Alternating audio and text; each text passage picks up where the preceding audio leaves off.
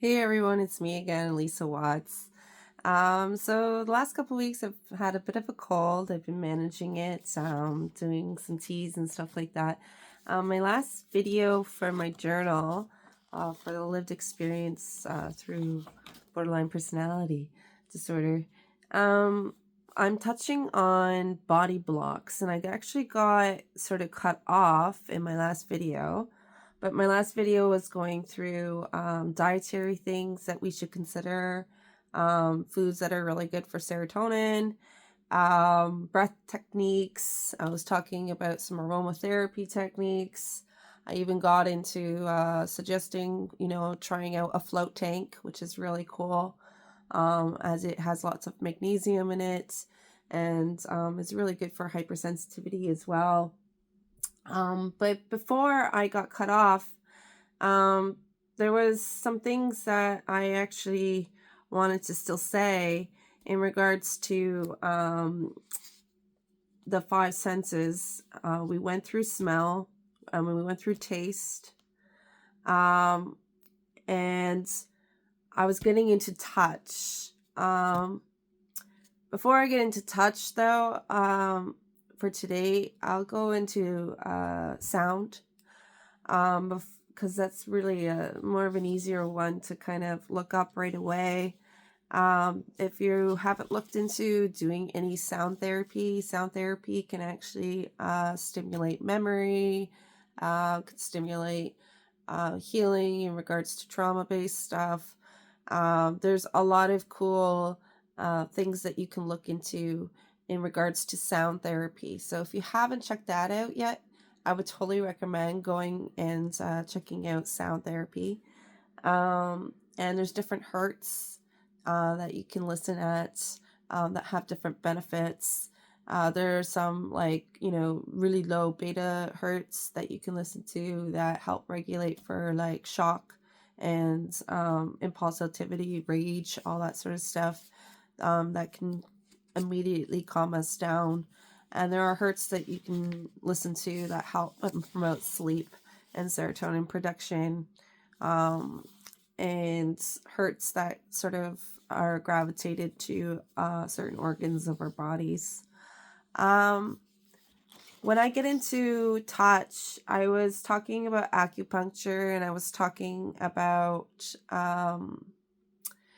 massage therapy.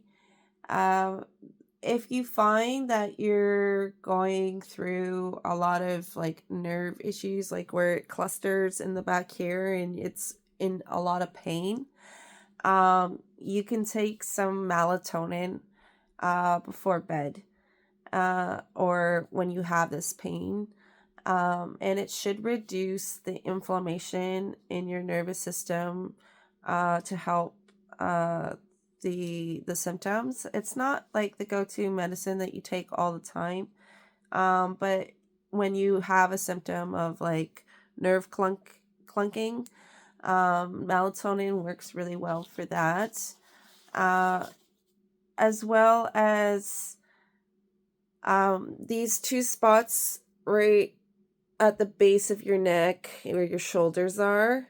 I can't really show you, but it's the two spots like here and here.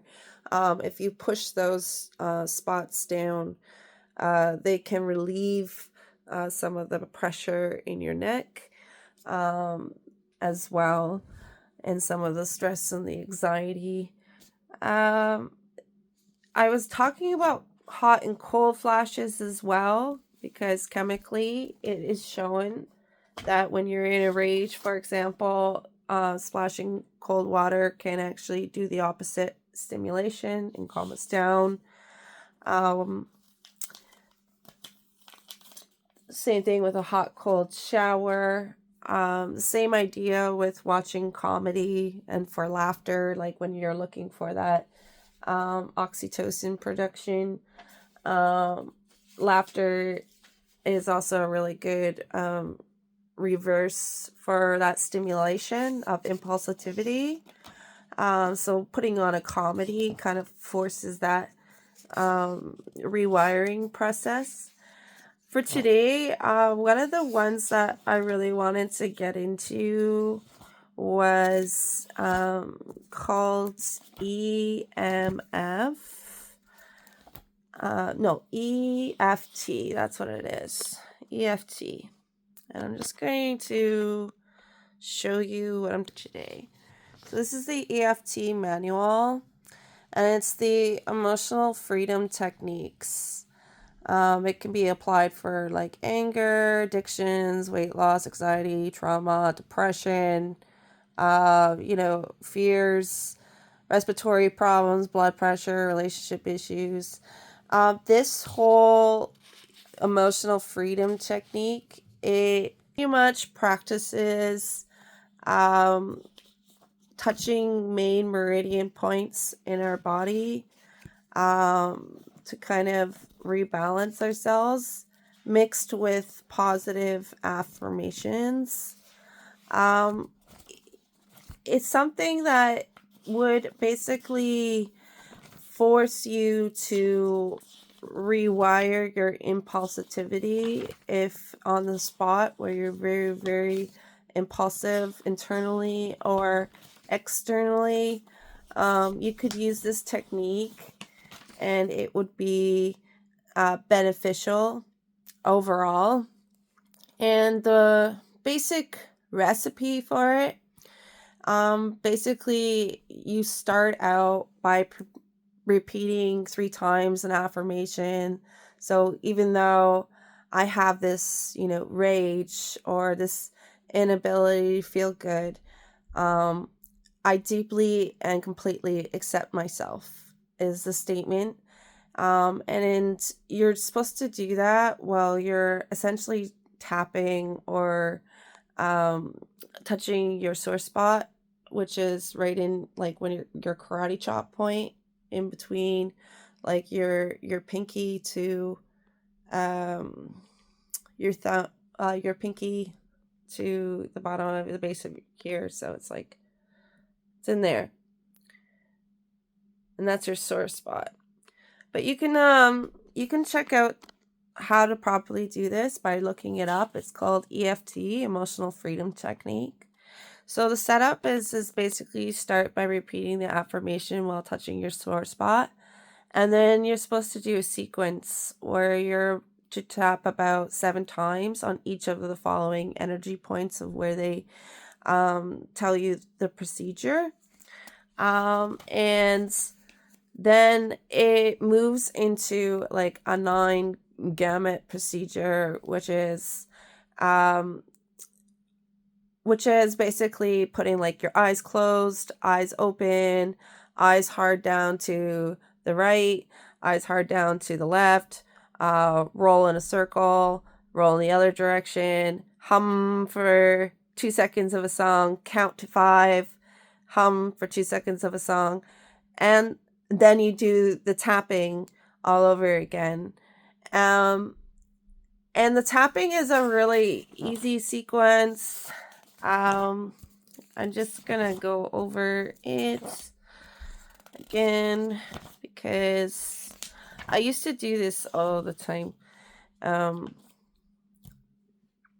So there's a tapping at the beginning of the eyebrow, to the side of the eye, to under the eye, to under the nose, to the chin, to the collarbone, to under the arm, to below the nipple, and then hitting into the thumb, index finger, middle finger, baby finger, and then this spot right here, that karate chop spot. And that sequence just kind of helps like rewire you away from the impulsive activity that you have going on. However your impulsivity sort of manifests, that's different for every single borderline. Whether that be internalized and you're quiet and you're saying, really negative things to yourself. You could be positive affirming yourself about some of these thoughts, and then, healing yourself through doing these sort of sequences, and sort of regulating your negative emotional body, essentially. And then for, like I said, if it's a more exterior impulsivity, it will immediately allow that pause and reset that's required for most borderlines. And that pause and reset is really, really important. Heat therapy is another one for people who are looking for that oxytocin or for that sort of cuddle hormone. You can go to bed, get a hot pack, get a heavy weighted blankets. I used to have a blow dryer, blow it. And I would essentially have that heat therapy as like someone was with me, even though someone was not. And sometimes I think borderline crave that oxytocin release. So it's important to be coming up with other ways to receive that oxytocin. And in my last video, I did explain many of other ways to receive that oxytocin that you can physically do. Other things that you can obviously physically do is swimming. Swimming is really good. Sports, gymnastics, getting out there in that sense. And so that's basically my sum up for my body blocks for my first little bit. And it's kind of like the building block to our mental blocks that I'm going to get into. And a lot of the mental block stuff for when we're addressing impulsivity has a lot of like self-reflection, memory jogging, journal writing, positive affirmations, questions you should be maybe asking yourself, things to consider, talking about boundaries and how to create boundaries, how to affirm your boundaries. They are core things that we should consider in our mental health that BPD can sometimes lack because we lack boundaries and we have lacked the necessary toolkit to be able to manage these impulsivities. It's not necessarily a borderline's fault because of the upbringing or of the attributes that may have brought you to where you are. But it is your responsibility to account for your actions and to be able to realize how it may be impacting others or impacting yourself, and to not succumb to these things owning your body or affecting you in such a negative way, essentially because, like I said in my earlier video, my last video, it is known that, if you have emotional dysregulation, that your cortisol levels are likely to be higher. And this does affect on long-term health. And I think that's partly why we have a life expectancy of 20 years less than an average person. It's not just due to the suicidal rates, but because of how it can cause lifelong health problems in our bodies when we're exhibiting too much cortisol and we're exhibiting too much stress in our bodies. It can affect other parts like our adrenaline, our thyroid, our liver, other parts in our bodies.